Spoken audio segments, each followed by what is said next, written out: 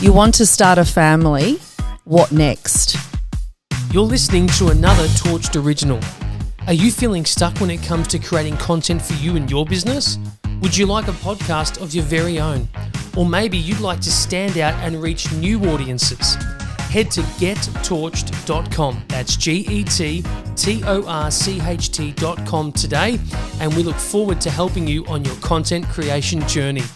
And now, enjoy the show. Today's episode, I've got the lovely, and seriously, reading Joanne's website and now meeting Joanne Lipinski, I just feel this beautiful, kind, spirited person, and I can't wait to dive into this topic. Full disclosure, I've got two healthy boys, 16 and 12, so fertility wasn't really an issue for me, but I know people over the years that I've worked with have had lots of issues trying to fall pregnant, and it really is heartbreaking. You know, you think being a female, and also male, because it's not just females, not being able to have a family must be extremely heartbreaking. And I was having a discussion with a beautiful client of mine about my podcast, Stepping Out of My Comfort Zone, and she beautifully sent me an email and said, here's 4 people that I think you should talk to, and you were one of them. Oh, that's so nice. And then when I did my research, like I said, just it seems like you just do some wonderful things, and I'm sure there's plenty of beautiful outcomes and then maybe not so good outcomes. But I'd like to welcome Joanne Lipinski to the mic.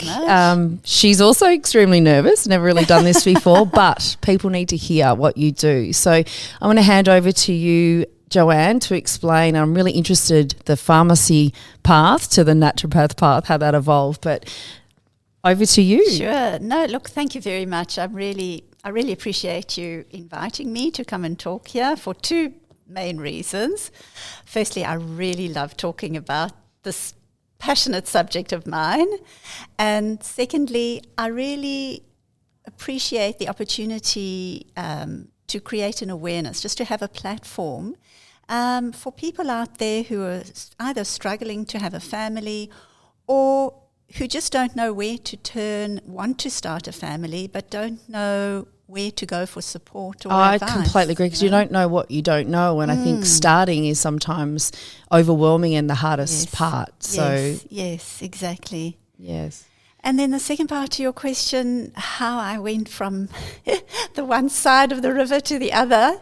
Well, I was a pharmacist, and I love learning. I love studying, and I got really bored and frustrated. I did hospital and retail pharmacy, and I enjoyed it, but I just felt very frustrated. I just kept thinking there must be something else out there.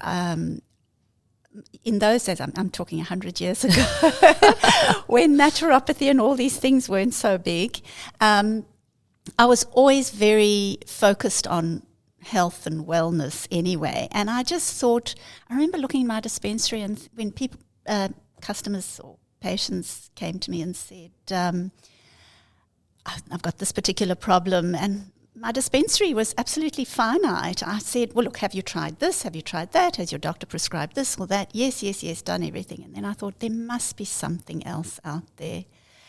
And then I started studying I studied homeopathy, and I became a homeopath, and I continued to study, and I decided to do naturopathy. So that's what got me here today. And after that, I worked a lot with babies and children. For some reason, I seem to focus on babies and children. And then as I started, it's funny how you attract patients according to your age often.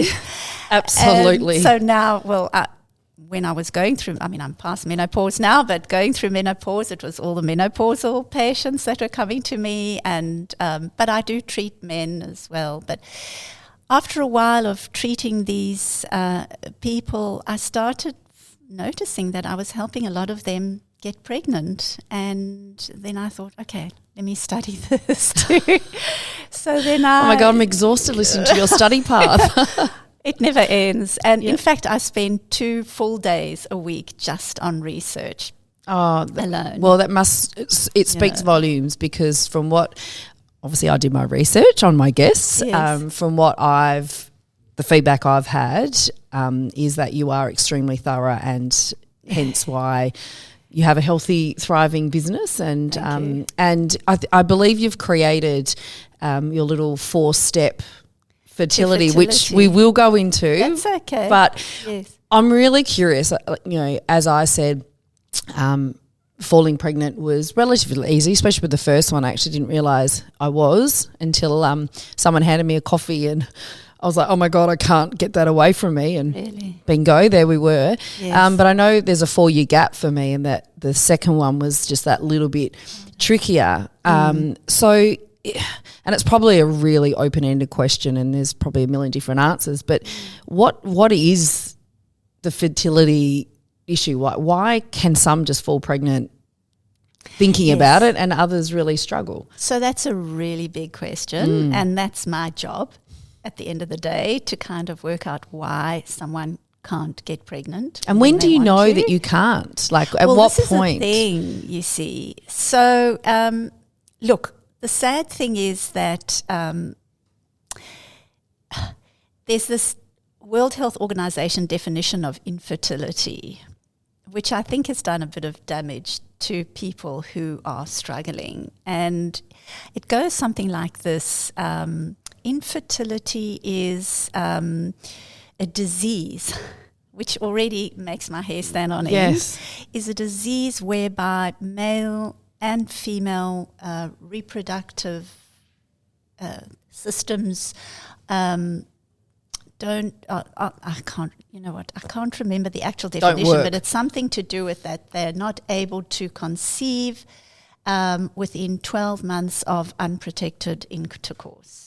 So if you are trying and you go to your GP, or you just say, look, I want to start a baby, where do I go? The GP gives you just a few basic tests, blood tests, and sends you on your way and says, look, keep trying for 12 months, and if you can't, come back to me. And when the couple or patient comes back, the doctor says, have you been trying for 12 months consecutively? Yes. Okay, well, here's a referral to an IVF specialist.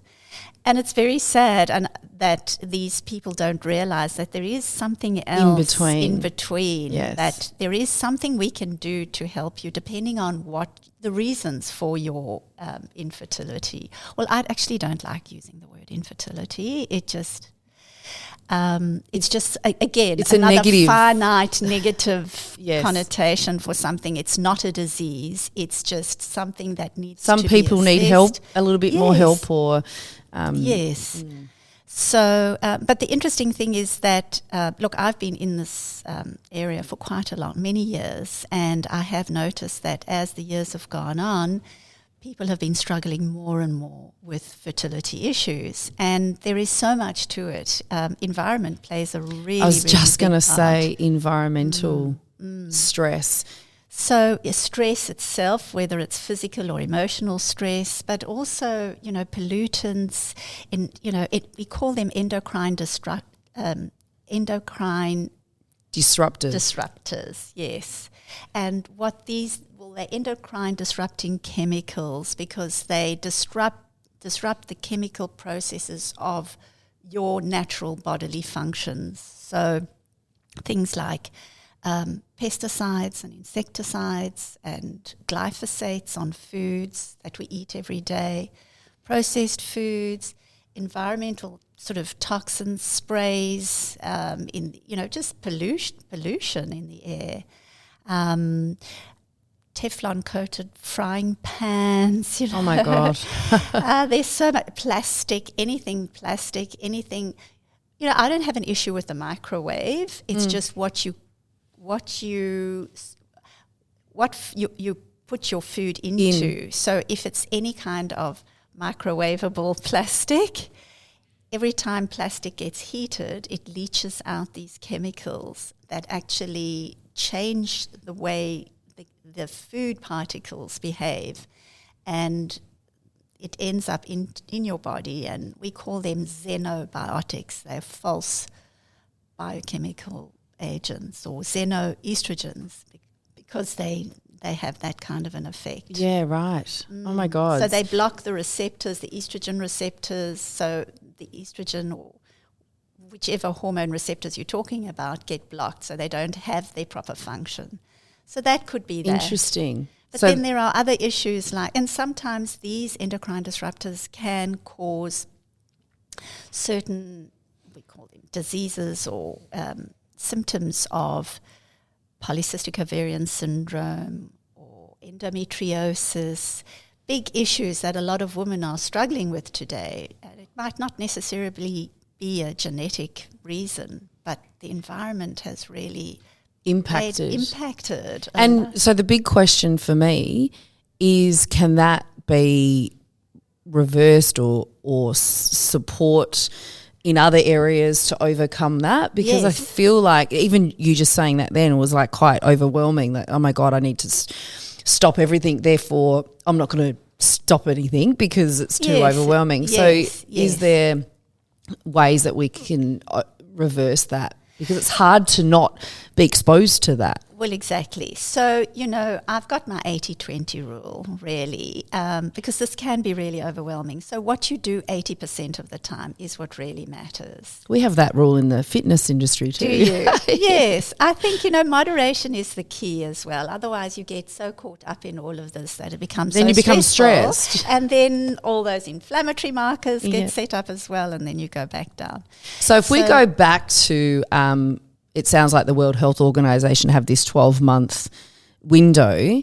If we backtrack and go, I'm just speaking of my experience, is I need to go off the pill to get pregnant. Is there a time frame that you need to give, or what can you expect when you come off the pill? Best question. I love that question. Oh, okay, I'll great. tell you why. Tick, I got a tick. Yes, because people don't realize that it takes 100 days for that egg, that follicle, to mature and grow and be ready to ovulate.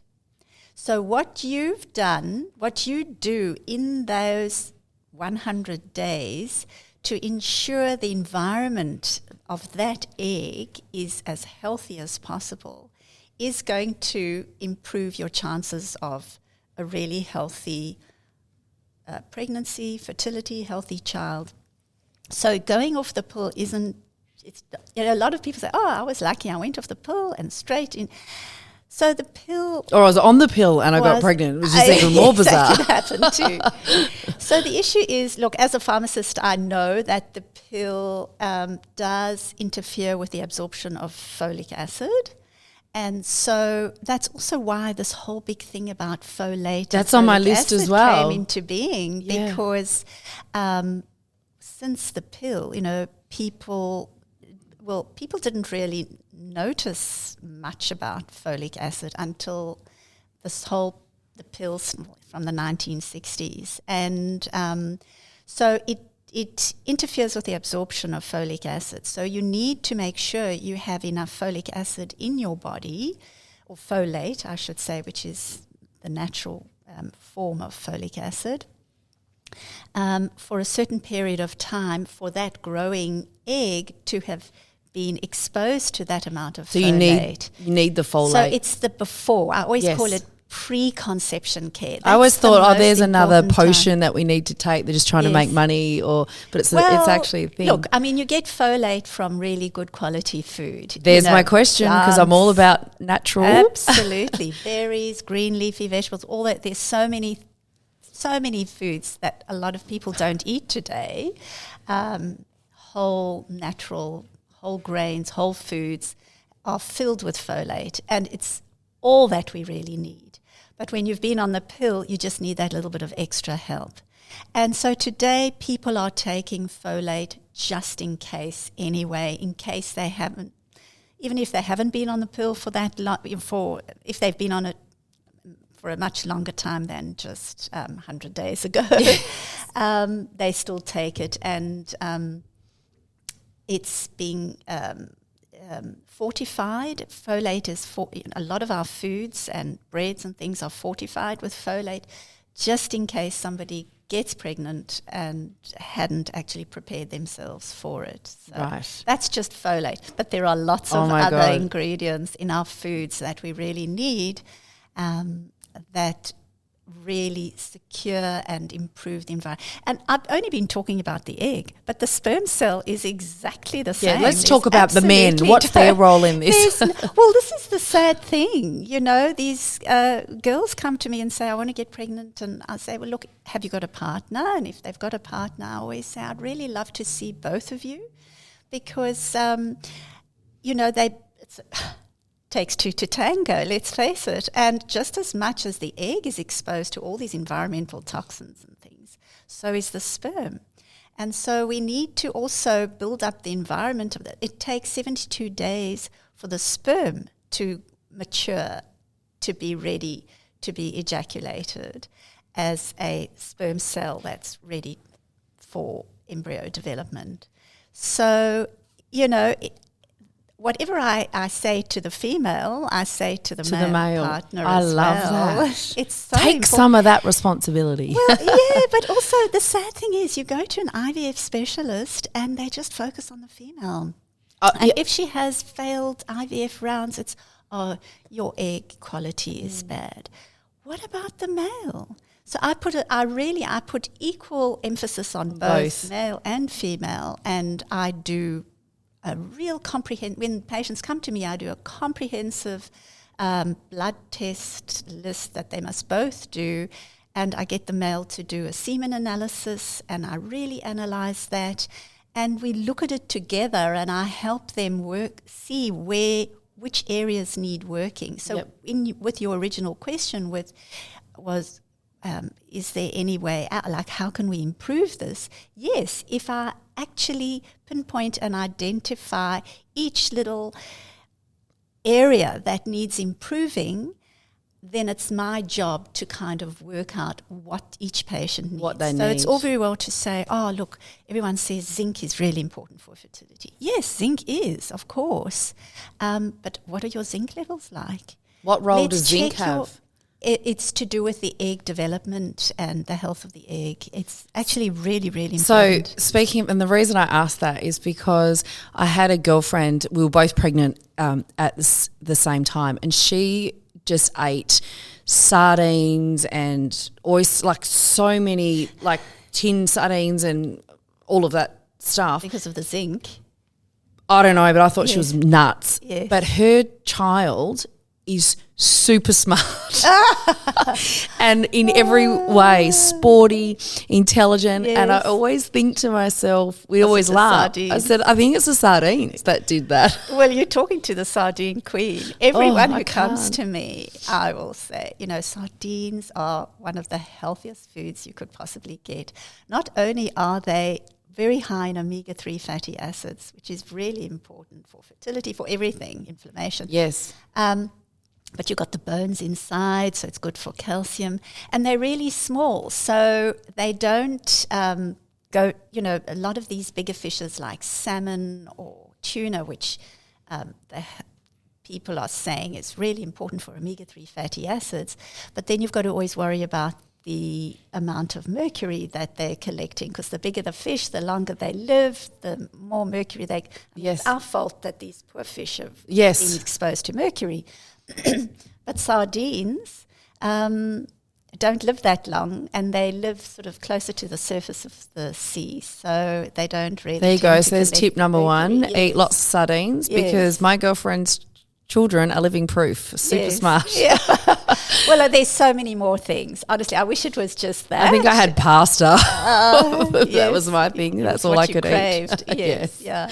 But vitamin D as well. You'll go to the doctor and the doctor will do a blood test and it's vitamin D, and no matter what it is, they might just say if it's a bit low, just take a vitamin D. Now, I need to know exactly what your levels are to know, is one vitamin D tablet enough? How much do you need? And then I've got my optimal reference range. I don't go by the medical reference range, which is this great big wide open door. I've got this tiny little window that I like to kind of squash my patients into. Yes. So for vitamin D, for example, my levels for fertility are much higher than the medical reference range. So I will prescribe accordingly. Yes. You know. Yeah. And that's why it's just so individualized. My patients, what I do is they make the appointment, I send them a questionnaire. It's quite comprehensive. And before they come, I have analysed everything for both the male and the female. There's a lot of time that goes into this that nobody ever sees. It Yes, can I take can imagine. hours. I make a summary and they send me all their blood results and I make a summary of that. And then by the time they walk in the door, I know who have an they idea. are, I know the direction. And no two couples or people are alike. I can vouch for that in Uh, what I do in that yes. fitness space. It's just, it's completely individualised, and the more of the story you can have and you know, the better that you can help someone. Yes, so I get where absolutely. you're coming from, whether Yes. it's this range or this range. Yes. It's key. So I hear, and it's just something in the media the other day about freezing eggs. Yes. And we had one of a staff member, a long time, someone that used to work with me, and I'd never heard of it. And she was saying that she was going to go and freeze her eggs. You know, she was getting, into her 30s and just in case. I was like, what? You're doing what? Like there's a lot of that goes on as well. And is it just as successful, like when you freeze your eggs?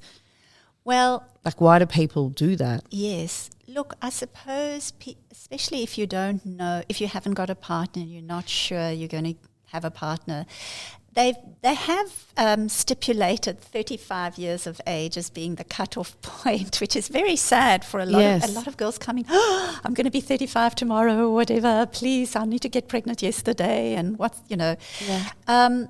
But in actual fact, it's really about the health of and the quality of that egg. It's not so much that you're running out of eggs or any of that kind of thing. And it's all very individual, you know. So let's say they want to freeze. There are many reasons, as I say, maybe they haven't got a partner and they just want to secure it just in case. Or maybe they just putting it off. They're not ready to have babies yet, but they want to make sure they've got a really young, healthy egg. And I can understand that, and that's fine. The only thing is that the way IVF specialists work is the best, what they like to do is say to you, look, you can't just think about having one baby. If you might want to have more than one child. So you need to really freeze quite a lot of eggs. They say 15 eggs per sort of, if they can get as many as 15 eggs per child, as it were. So you've got, because not all the eggs are going to be the best quality.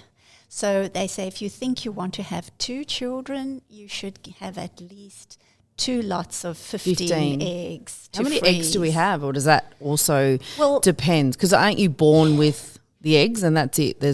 We don't make. See, I hate it when people say that. We've been taught that, but Right. that's not the case. So fill me in. Yeah, so we're born with the sort of framework. So we've got cells that they're primordial cells that are within the ovaries, and they have the opportunity of producing eggs or follicles. And and that amount sort of, there's a specific hormone called the AMH, which a lot of also people in the fertility circle are really concerned about. And that level increases up until the age of about 25. And that sort of, and after that level decreases. And that's also to do with the amount of eggs that are, or I should say primordial cells that are available to grow and mature to become follicles. So And that's the issue with this 35-year cutoff. Oh my goodness, I'm running out of eggs. No, you're not running out of eggs. The quality of your eggs might be diminishing. So my job also is to try and improve the quality of people's eggs or sperm cells. And so I know I'm talking off the point here, but there's so much to say. But full disclosure, we've done these before, and when you talk about the human body, it's really complex. Hard to just talk about one thing because it is all intertwined. Like even when you're saying the cutoff, is 35, I'm just thinking the fitness, your muscle quality starts diminishing. Sure. So your body starts diminishing really early. We think it happens when you start getting wrinkles on your face, but it actually doesn't. So I read somewhere it happens from the day you're born. Well, yeah. In a way. But yes. But so when you think of whether it's the muscle tissue or anything, going right back to the cell. So that's my focus also, is just cellular biology, because really at the end of the day with my business, the egg and the sperm cell are just cells. Yes. They're one cell, and those cells are so important. But we've got so many cells that are all important. And so most of my consultations are very educational. So I teach people about the cell. I teach them about your DNA in the nucleus, and I teach them about the mitochondria, which is the powerhouse of the It is powerhouse of the cell, but that's the aging factor. So when I work with my patients, especially the ones who are, say, getting over 35, my focus is on their mitochondrial health. And so how do you improve your mitochondrial health? Well, you would know as a fitness instructor, exercise is one. Yeah, but the right type of exercise and the right intensity, the right dosage. So again, there's science behind that as well. Exactly. Yeah. And with women at different times of the cycle, you've Correct. got the infradian rhythm, when estrogen is there and when progesterone is there. Sleep is really important. Yep. Really good whole foods is really important. That's on my list as well, gut health. Gut health. There are ways of, so I've got certain nutraceuticals and herbs that I give that have been researched to help with mitochondrial health. So that's to do with oxidative stress or inflammation or detoxification, or even the immune. These are all functions that the mitochondria have. So if I can work on all those 4 areas, it's going to improve the egg and the sperm, because they're cells at the end of the day. Right. So, and then, sorry to interrupt you. Go for I it. know the mitochondria is really important, but everybody says your DNA is your blueprint, and that's who you are, and that's you know exactly where you're going to go in life, but not exactly. They have now realized there's something called epigenetics, which is lifestyle factors that 100%. You can do to change the expression of your genes. So that's what I do. And that's what I focus on with my clients as well. Absolutely. Is yes, you've got your DNA, but it doesn't mean you have to head down that path. You can cut it off. Yes. Doesn't mean you always will, but there is things that you can do. Absolutely. And on the podcast just before episode, I heard this the other day, you've got one life. You only need one if you live it well, or you can say treat it well. Absolutely. And the 80-20 rule doesn't mean you have to be perfect, but there is definitely simple things. So I know you talk a lot about whole foods. So explain that for us.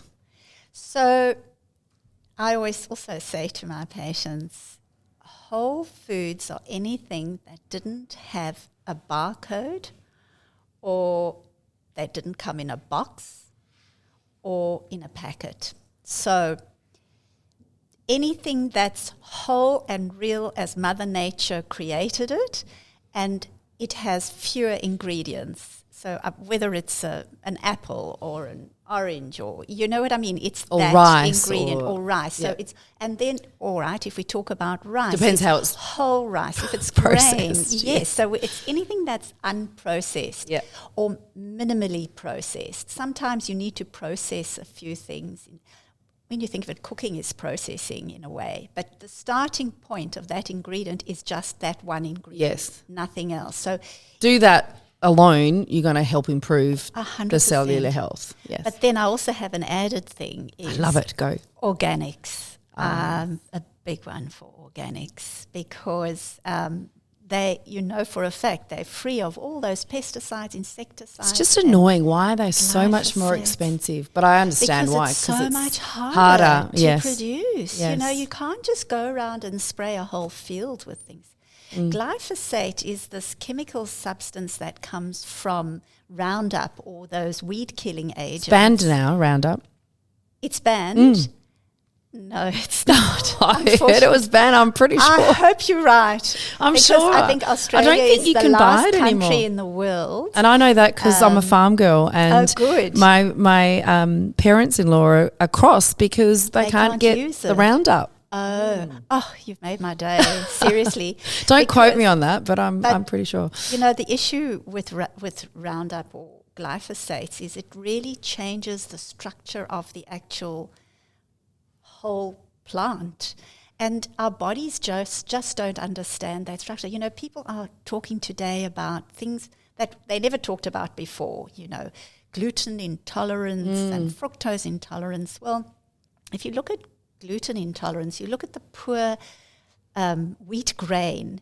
Originally, it was perfect. There was nothing wrong. We all managed to tolerate it in the original form, but it's been changed so much, trying to speed up harvesting so you can feed more people at one time, and the glyphosates as well and all the insecticide. This poor grain has changed its structure so much that our bodies just don't understand it. So and it's not the farmer's fault. It's just it's business. It's just I feel really sorry for the farmers. I really do. And that's all they have access to. And then if you want to try and change your farm and make it organic, it can take decades. Yes, because you've got to get all it out of the soil.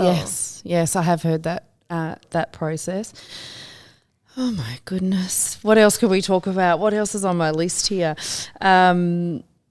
Mindset. I want to jump there because I remember with my second one thinking, oh my God, this isn't happening. And I can't even remember what it was called now, but it was this saliva testing kit thing. I don't know if you've heard about it, and you get pebbles and ferns. So the ferns meant you were fertile and pebbles meant you weren't. And I remember using that. I think it's called Maybe Baby or something. Yes. Maybe. This is going back. That was a long time ago. Well, sorry. My little one's 12. So yes. Anyway, and I remember saying to my husband, I go, oh my God, quick, come home, I've got ferns. And then we come home and, obviously things happen. And then I went, oh my God, the next day you've got to come back because it's Fern City. There is all these ferns. So but I actually, it sounds funny, but I actually think that's how we got Charlie is through this. Yeah. Yes. But I also think mindset was a big thing. If you focus, it's almost if you focus too much, if you want something too much, it's more stressful. And so do you do a lot, or is there any tips around? It's very hard. And the people who come to me, if they've been trying for a very, very long time, they're stressed. They're really, really stressed. And it's not fair to say to them, just relax and you'll get pregnant, or go on holiday and you'll get pregnant. It's very, very hard. So, we do talk about that. And a lot of them say to me, just by having come to me and know that there's someone there who cares and supports them, and also that there is something out there that can help them, so that the responsibility isn't all on them, that is already a weight off their shoulders. Yes. So we do talk about mindfulness and meditation and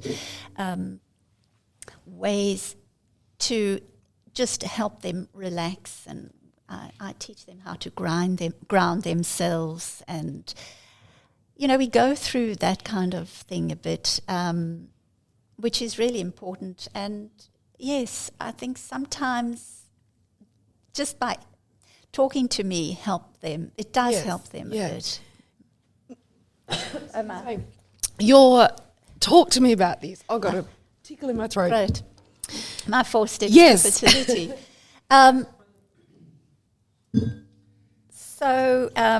Yes, I give this booklet to every patient who comes to me because I just wrote this because what originally happened was I've got so much to say, as you can hear.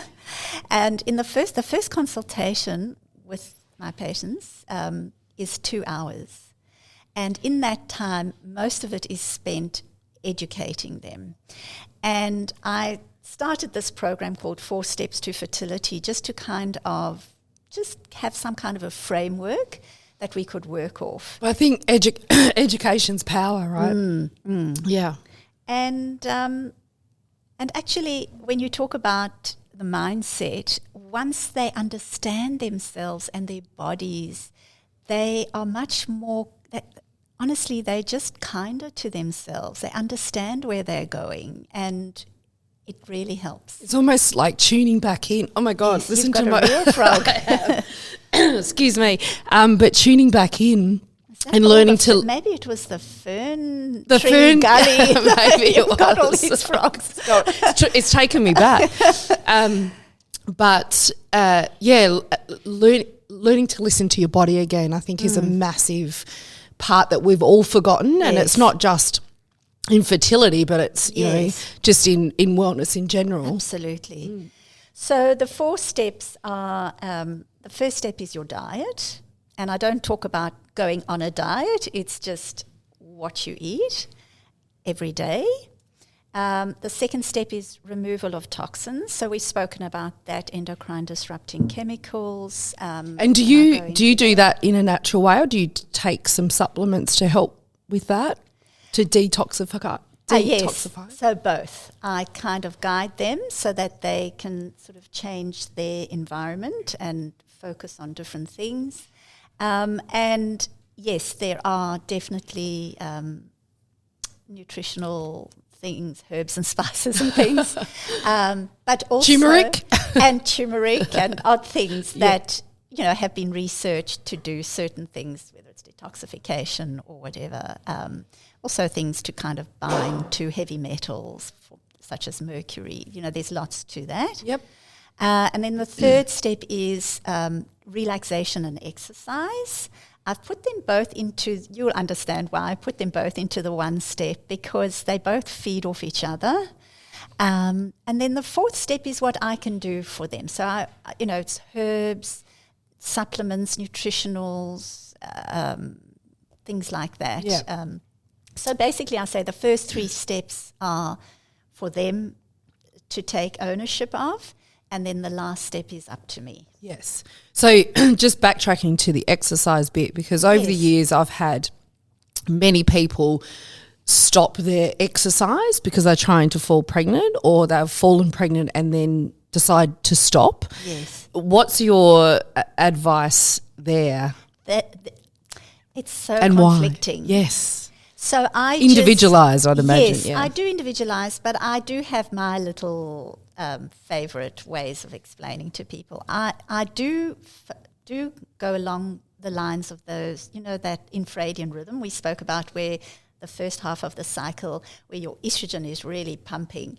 You can do nice, good, strenuous, intensive workouts if that's your thing. Follicular? The follicular yes, phase. Yes. And then after ovulation is the luteal phase, when progesterone comes up. Progesterone is this cool, feel good, relaxing hormone, and it kind of helps the body prepare for a pregnancy.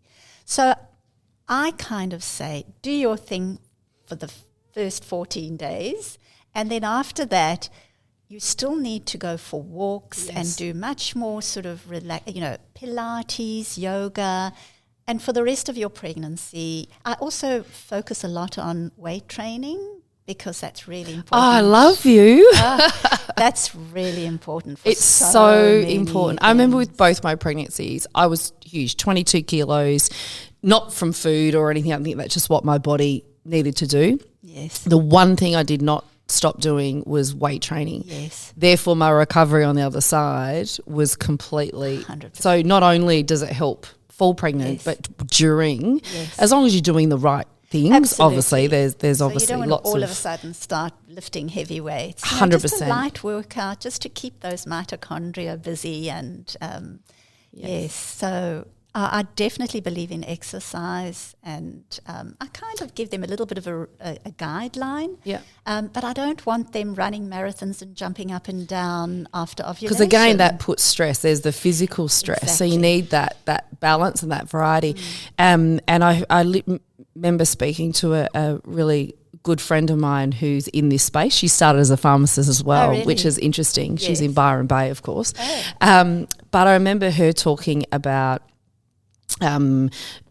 it's really important to track your cycle, because, I mean, it's only since the menopause stuff's been happening for me that I understand the follicular stage and the luteal stage, Really? and just for training female clients, I'm starting to implement that at our studio. But you can't understand it unless you're noting down what's going 100%. on. So it's again getting back in touch with your body. We forget. It's so sad that we are not taught this at school. I know school, which is why you're here. We're raising awareness. I know, but it's my patients come and say, I didn't know this and I didn't know that. All we learned at school was how to stop yourself from getting pregnant. And it's so true. And that was all. Because it was just an assumption that it just happens. But like if you do fold the clock back, when did the pill come in? 1960s or something. Yes. So prior to that, we didn't have to worry. There was nothing really interfering. We've got mobile phones. We've got all that environmental stress that comes into play as well. So perhaps we should all go and live in the country if we want to fall pregnant. But I in the consultations, I do explain to people the follicular phase and the luteal phase and how they can tell from their bodies when they're ovulating, like you did that saliva. I sort of tell them to look at their mucus. Well, had I known that that's what that was. Well, exactly. Yes. I know. And they all say, oh, is that what it is? I didn't know this. And even just what a normal menstrual cycle looks like. What's a normal bleed? Is it heavy? Is it, you can tell by the tampons and how much they hold, and there's parameters around that. There's so much to learn. So thank God there's people like you around. I just feel sorry for these people who have been going through life with terrible periods, terrible pains, thinking bloating, it's normal, all sorts of things, and being told, look, that's just you. There's nothing you can do about it. No, you shouldn't accept that. There are ways of getting around and it's about doing your research, and that's, obviously this is just an information podcast. We're not saying, I'm sure you're not saying you need to do it this way, but there's a combination of everything. And I think knowledge is power. So the more knowledge you have, the more informed decision you can make. And, I love that there is other options out there, and we've just got to be a bit smarter and start to explore those. Exactly. So, I mean, my patients say to me, thank you so much. I actually feel empowered now. Yes. And that's what you want. Understanding. I love that. I'm very thankful, and I'm hoping people that listen to this will be as well. Thank you for coming in and joining me on the couch. If people do want to work with you, Joanne, where do they find you? Well, my website, www.babycreate.com.au is the best way to catch me, I think. But thank you so much for having me on. We'll have to do again. Maybe we'll do some seminars or webinars. Who knows? And like we said, if you know the information, you can do something about it. So thank you for your time. I know you're very busy. Thank you very much. And thank you for having me. Thank you for joining us on this episode of What Next? I'm Kirsty Robbie, and if this episode sparked any questions and you want to know more, please hit us up on our socials at whatnext_with KR, and have a great day. You're listening to another Torched Original. Are you feeling stuck when it comes to creating content for you and your business? Would you like a podcast of your very own? Or maybe you'd like to stand out and reach new audiences. Head to gettorched.com. That's torcht.com today, and we look forward to helping you on your content creation journey.